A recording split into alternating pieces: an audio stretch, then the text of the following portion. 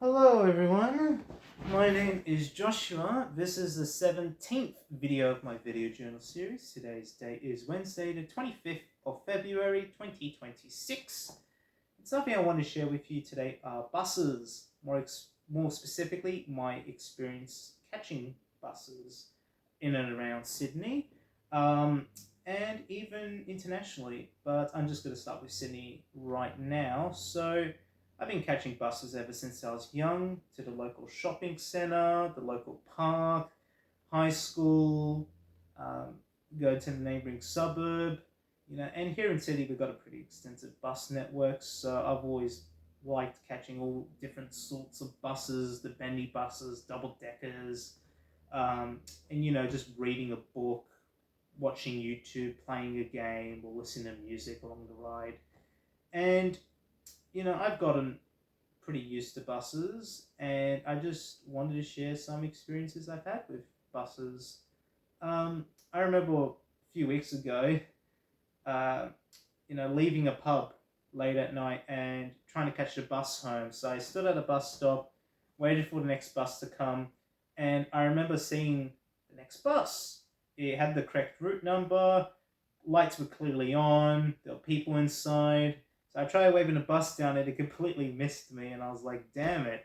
I know it was late at night, visibility might have been a key factor, but I did try waving that bus down extremely hard, and I'm pretty sure some of you may have had this experience where you know the bus driver misses you just by accident. And look, I don't blame them, especially if it's late at night with you know visibility might be a concern. But I remember just like thinking, oh, how am I going to get home, because I had to wait 20 minutes for the next one.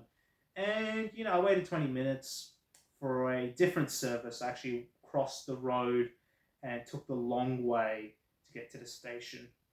And the bus driver noticed me, and I was able to get on the bus back home safely to my destination. But it really made me think, what if I, you know, had to catch a bus, but it was the very last service of the day, and what if the bus driver just like completely misses me? That would be like my biggest fear. But yeah, that's the only time I think where a bus has like missed me. And I remember when I said first started catching buses, I didn't know you had to wave them down. So I remember standing at the bus stop. This was my fault, by the way, and just seeing the next bus, and I'm like, oh, cool, because I've been waiting for an extremely long time. And then the bus like passed me, and I was like, hey, wasn't it supposed to stop? And then I looked at the back of the bus, and it had a sign saying, you have to wave it down in order for it to stop. And, it's taught me a very valuable life lesson that, you have to read the signs. Um, but yeah, so that's how I learned how you had to wave down a bus at most bus stops, as they're pretty much request only. And yeah, that was years ago, obviously. My bus waving skills have been drastically improved. But yeah, I really like buses. I've had some pretty cool bus drivers, especially the ones that I've taken to go to school. Um, they're very friendly.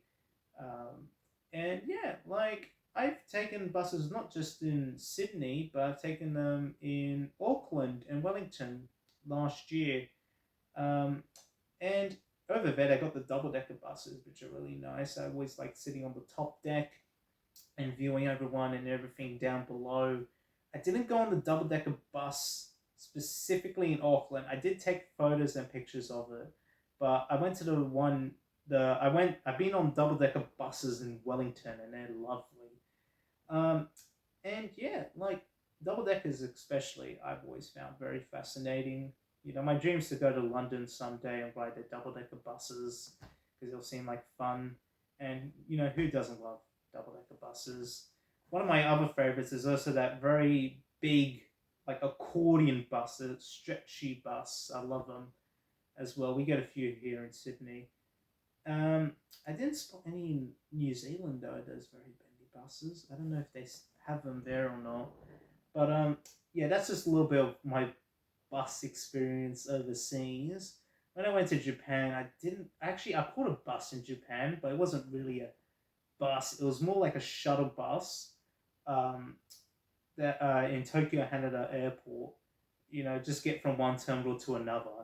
And fun fact, that was my first ever mode of transportation in Japan. A very, very tiny shuttle bus. That was basically a regular commuter bus, except you're like packed in with other tourists with suitcases, and you think to yourself, why can't they just put a walkway to the other terminal or get a bigger bus to transport people around? Because the buses in Japan are very, very, very tiny compared to the ones that we have here in the West, or in Australia at least.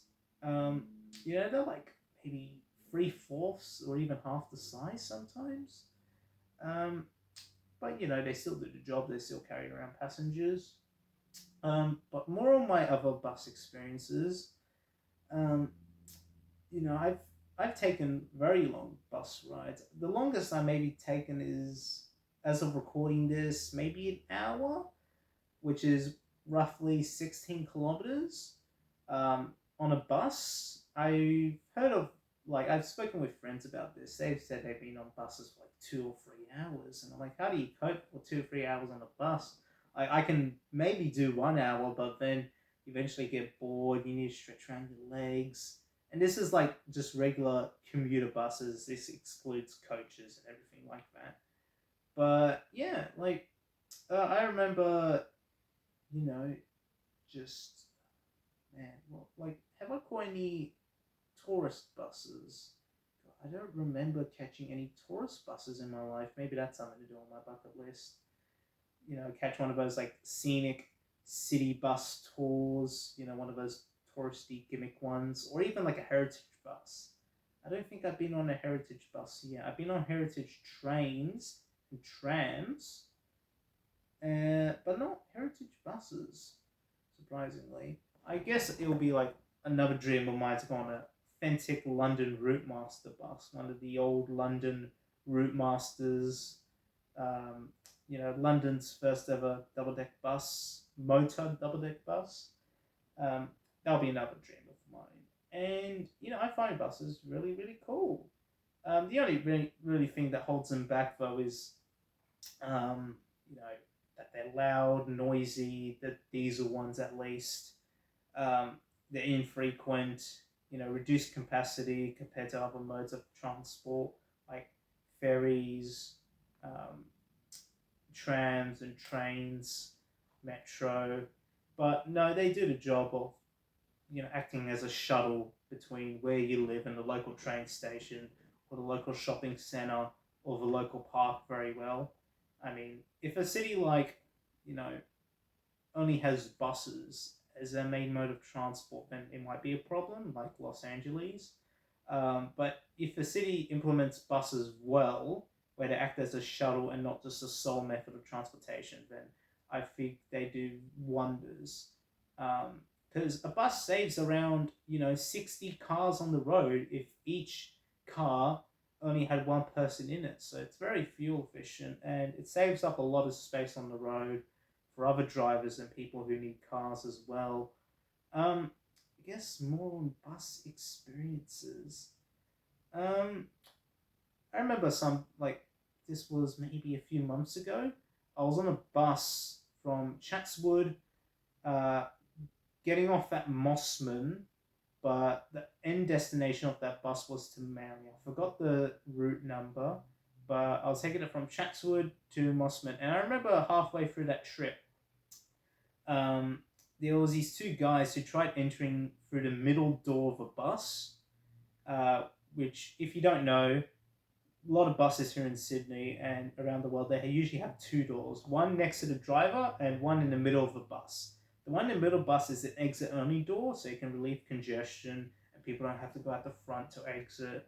But there was two guys, they tried entering in through the middle door because they didn't have their Opal cards. And I remember the bus driver called them out on it like that. He was very quick to notice. And he said, "Oh, you in the shorts, off."